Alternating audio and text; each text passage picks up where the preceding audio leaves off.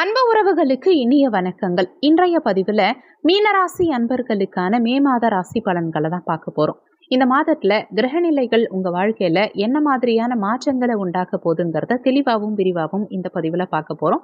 கொஞ்சம் கூட வீடியோவை ஸ்கிப் பண்ணாம முடிஞ்ச வரைக்கும் முழுமையா பார்க்க முயற்சி பண்ணுங்க. வாங்க வீடியோக்குள்ள போலாம். ஒரு சின்ன வேண்டுகோள். போன வாரம் 2026ஆம் ஆண்டு தமிழக முதலமைச்சரா யார் வருவாங்க, யார் ஆட்சி அமைப்பாங்கன்னு ஒரு வீடியோ பதிவிட்டிருந்தோம். வீடியோ ஆரம்பத்துல ஒவ்வொரு தலைவர்களுடைய சுயஜாதகத்தையும் அலசி ஆராய்ந்து அவங்க ஜாதகத்துல இருக்கும் நல்ல விஷயங்களை, பாசிட்டிவான விஷயங்களை மட்டும் தான் சொல்லியிருப்பேன். ஆனா நிறைய பேர் அந்த வீடியோவை முழுமையா பார்க்காம ஆரம்பத்துல மட்டும் பார்த்துட்டு தப்பா புரிஞ்சுக்கிட்டு தப்பா கமெண்ட் பண்ணிருந்தீங்க.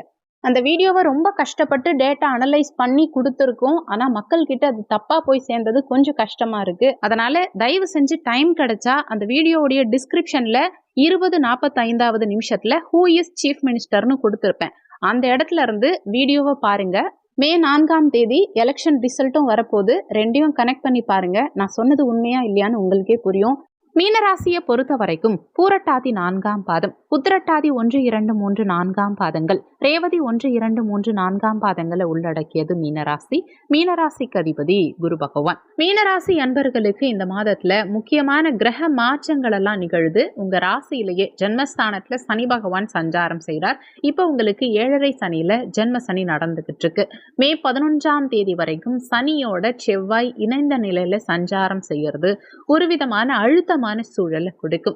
12ஆம் இடத்துல ராகு பகவானும் 6ஆம் இடத்துல கேதுவும் சஞ்சாரம் செய்யறாங்க. இருந்தாலும் உங்க ராசி அதிபதி குரு பகவான் சுகஸ்தானத்துல அமர்ந்து உங்க ராசிக்கு 8, 10, 12ஆம் இடங்களை பார்க்கறது உங்களுக்கு பெரும் பாதுகாப்பா நிச்சயமா அமையும். மே 11ஆம் தேதி வரைக்கும் உங்க ராசியிலேயே சனி செவ்வாய் இணைவு இருக்கிறதுனால தேவையில்லாத கோபம், டென்ஷன் இதெல்லாம் ஏற்படுறதுக்கு வாய்ப்புகள் உண்டு. அவசரப்பட்டு யாரையும் கடிஞ்சு பேச வேண்டாம். பேச்சில் நிதானம் அவசியம் தேவை.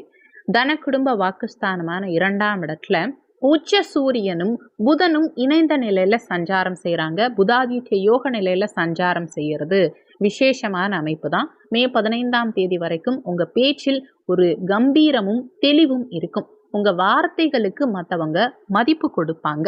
உத்தியோகத்தை பொறுத்த வரைக்கும் ஜென்மசனியின் பார்வை 10ஆம் இடமான தொழில் ஸ்தானத்துக்கு கிடைக்கும் காரணத்தினால வேலையில அதிக உழைப்ப தர வேண்டியிருக்கும். சோம்பலை தவிர்த்து சுறுசுறுப்பா செயல்பட வேண்டியது அவசியம். குரு பகவானுடைய பார்வை 10ஆம் இடத்துக்கு கிடைக்கும் காரணத்தினால உத்தியோகத்துல இருந்த சிக்கல்களெல்லாம் இந்த காலகட்டத்துல நீங்கும். மே 12ஆம் தேதிக்கு பிறகு செவ்வாய் ஆட்சி பெற்று 2ஆம் இடத்துல சஞ்சாரம் செய்யும் காரணத்தினால தொழில் ரீதியா வருமானம் அதிகரிக்க தொடங்கும். தன வருமானம் சிறப்பாகும். புதிய பொறுப்புகள் உங்களை தேடி வரும். சனியுடைய பார்வை 7ஆம் இடத்துக்கு கிடைக்கும் காரணத்தினால, அதாவது கலத்திர ஸ்தானத்தின் மீது பதியும் காரணத்தினால வாழ்க்கை துணையோட சிறு சிறு கருத்து வேறுபாடுகள் வந்து போறதுக்கு வாய்ப்புகள் உண்டு. அதனால முடிஞ்ச வரைக்கும் வாழ்க்கை துணை கிட்ட விட்டு கொடுத்து செல்வது நல்லது. மாத முற்பாதியில முயற்சி ஸ்தானமான 3ஆம் இடத்துல சுக்கிரன் ஆட்சி பலம் பெற்ற நிலையில சஞ்சாரம் செய்யும் காரணத்தினால எடுக்கும் முயற்சிகளில் வெற்றி கிடைக்கும். மே 14ஆம் தேதிக்கு பிறகு சுக்கிரன் 4ஆம் இடத்துல குருவோட இணைந்த நிலையில சஞ்சாரம் செய்யும் காரணத்தினால வீட்டில் சுபகாரியங்கள் கைகூடி வரும். வசதியான வீடு, வண்டி வாகனம் வாங்கும் யோகமும் உண்டாகும். தாய் வழியில எதிர்பார்த்த உதவிகள் உங்களுக்கு தடை இல்லாம கிடைக்கும். பணப்புழக்கம் சிறப்பா இருக்கும் இந்த மாதத்துல. ஏன்னா தனஸ்தானத்துல உச்ச சூரியன் சஞ்சாரம் செய்யும் காரணத்தினால மே 15ஆம் தேதி வரைக்கும் பணப்புழக்கம் தாராளமாவே இருக்கும். பூர்வீக சொத்துக்கள் மூலமா ஆதாயம் கிடைக்கும். 12ஆம் இடத்துல ராகு இருந்தாலுமே குருவுடைய பார்வை 12ஆம் இடத்தின் மீது பதியும் காரணத்தினால தேவையில்லாத செலவுகள் குறையும். ஆனா வீடு மாற்றம் அல்லது ஆன்மீக பயணங்களுக்காக சுப செலவுகளை செய்வீங்க. ஜன்மசனி மற்றும் செவ்வாய் இணைவு மாத முற்பாதியில இருக்கிறதுனால உடல் ஆரோக்கியத்துல கூடுதல் அக்கறை எடுத்துக்கணும். உடல் உஷ்ணம், ரத்த அழுத்தம், தலைவலி சம்பந்தமான உபாதைகள் ஒரு சிலருக்கு வந்து போகலாம். மே 11ஆம் தேதி வரைக்கும் வாகனங்களை ஓட்டும் போது மிகுந்த கவனம் தேவை. ஹெல்மெட் அணியறது, சீட் பெல்ட் அணியறது இதெல்லாம் ரொம்ப முக்கியம். குருவுடைய பார்வை அஷ்டமஸ்தானத்தின் மீது பதியும் காரணத்தினால நாள்பட்ட உடல்நல பிரச்சனைகளிலிருந்து நல்ல முன்னேற்றம் பெறுவீங்க. திருமண முயற்சி எடுக்கிறவங்களுக்கு சனியுடைய பார்வை 7ஆம் இடத்துக்கு களத்திர ஸ்தானத்துக்கு கிடைக்கும் காரணத்தினால திருமண முயற்சிகளில் சில இழுபறிகள் அல்லது தாமதங்கள் ஏற்படலாம். இருந்தாலும் உங்க ராசி அதிபதி குரு பகவான் 4ஆம் இடத்துல பலமா சஞ்சாரம் செய்யும் காரணத்தினால மே 14ஆம் தேதிக்கு பிறகு சுக்கிரன் இணைவு குருவுக்கு கிடைக்கும் காரணத்தினால நல்ல வரன்கள் அமையறதுக்கு வாய்ப்புகள் உண்டு. பெரியோர்களின் ஆலோசனைகளை கேட்டு முடிவெடுக்கிறது திருமண பேச்சுவார்த்தைக்கு சுமூகமா முடிக்க உதவிகரமா இருக்கும். குழந்தை பாக்கியத்தை பொறுத்த வரைக்கும் 5ஆம் இடத்துக்கு அதிபதியான புதன் பகவான் மே 15ஆம் தேதி வரைக்கும் 2ஆம் இடத்துல உச்ச சூரியனோட இணைந்த நிலையில சஞ்சாரம் செய்யும் காரணத்தினால புத்திர பாக்கியத்துக்காக காத்துட்டு இருக்கக்கூடிய மீனராசி அன்பர்களுக்கு இந்த மாதத்துல சாதகமான செய்திகள் வரும். மருத்துவ ஆலோசனைகளை மேற்கொள்பவர்களுக்கு நல்ல முன்னேற்றம் தெரியும்.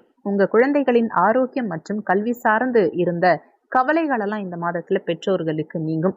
குழந்தைகளின் நடத்தையில நல்ல மாற்றங்கள் காண்பீங்க. அவங்க எதிர்காலம் குறித்து முக்கிய முடிவுகளை இந்த மாதத்துல நீங்க எடுப்பீங்க. தாய் ஸ்தானம் பலமா இருக்கிறதுனால தாயுடைய ஆதரவு இந்த மாதத்துல பரிபூரணமா உங்களுக்கு கிடைக்கும். தாய் வழி உறவினர்களாலேயும் ஆதாயம் இருக்கும். தந்தை ஸ்தானாதிபதியான செவ்வாய் மே 11ஆம் தேதிக்கு பிறகு தனஸ்தானத்துல ஆட்சி பலம் பெற்ற நிலையில சஞ்சாரம் செய்யும் காரணத்தினால மே 11ஆம் தேதிக்கு பிறகு தந்தை வழியில பொருளாதார உதவிகள் உங்களுக்கு கிடைக்கும். தாய் மற்றும் தந்தையின் உடல் நலத்துல இருந்த பாதிப்புகள் மே 15ஆம் தேதிக்கு பிறகு படிப்படியா குறைய துவங்கும். குறிப்பா தாயின் உடல் நலத்துல நல்ல முன்னேற்றம் தெரியும். தந்தைக்கு சிறு சிறு உஷ்ணம் சார்ந்த உபாதைகள் மாத முற்பாதியில ஏற்படுறதுக்கு வாய்ப்புகள் உண்டு. ராகு 12ஆம் இடத்துல இருக்கிறதுனாலையும் சனியின் பார்வை 3ஆம் இடத்துக்கு கிடைக்கும் காரணத்தினாலையும் நண்பர்கள் கிட்ட பழகும் போது சற்று எச்சரிக்கை தேவை. தேவையில்லாத ஜாமீன் கையெழுத்து போடுறத தவிர்த்துக்கணும். இருந்தாலும் அவசர காலங்களில் பழைய நண்பர்கள் உங்களுக்கு கை கொடுப்பாங்க. 7ஆம் இடத்துக்கு சனி பார்வை பதியும் காரணத்தினால கூட்டு தொழில் சார்ந்த விஷயங்கள்ல கொஞ்சம் கணக்கு வழக்குகள்ல கவனமா இருந்துக்கிறது நல்லது. பெரிய முதலீடுகள் செய்யும் போது ஒரு முறைக்கு இருமுறை யோசிச்சு முதலீடுகள் செய்யறது நல்லது.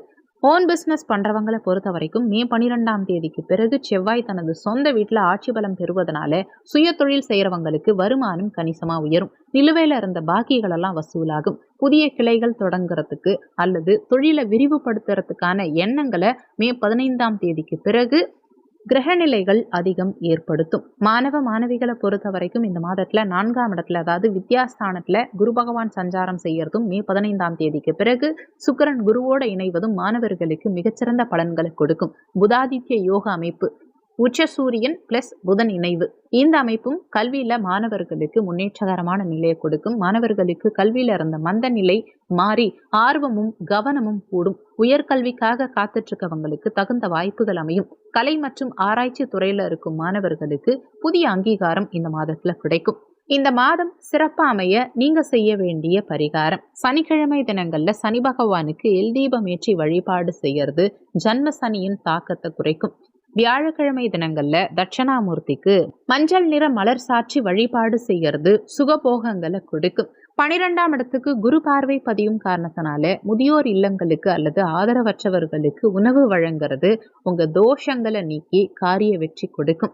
மீனராசி அன்பர்களுக்கு இந்த மாதம் உழைப்பால் உயரும் மாதமா இருக்கும். மே 15ஆம் தேதிக்கு பிறகு சூரியன் 3ஆம் இடத்துக்கு பெயர்ச்சியான பிறகு உங்களுக்கு அதிக துணிச்சலையும் வெற்றியையும் நிச்சயமா பெற்றுக் கொடுப்பார். முக்கியமான விஷயம், வீடியோல சொல்லியிருக்கக்கூடிய பலன்கள் கோச்சார ரீதியிலான பலன்கள். கோச்சார பலன்கள் யாரா இருந்தாலும் வெறும் 20% தான் வேலை செய்யும். மற்றபடி 80% உங்க சுயஜாதகப்படி தான் உங்க வாழ்க்கையில என்ன நடக்கணும் எப்படி நடக்கணுங்கிறது முடிவாகும். உங்க சுயஜாதகத்துல இப்ப என்ன தசா புத்தி நடக்குது, தசாநாதனும் புத்திநாதனும் எந்த நிலையில சஞ்சாரம் செய்யறாங்கிறத பொறுத்து உங்க வாழ்க்கையில நிறைய விஷயங்கள் மாறுபடும்ங்கிறத மனசுல வச்சுக்கணும். சுயஜாதகம் பார்க்க நினைக்கிறவங்க கீழே ஜாதகம் பார்க்கன்னு கொடுத்திருக்க வாட்ஸ்அப் நம்பருக்கு வாட்ஸ்அப் பண்ணுங்க. நன்றி. மற்றும் ஒரு நல்ல பதிவோடு மீண்டும் உங்களை சந்திக்கிறோம்.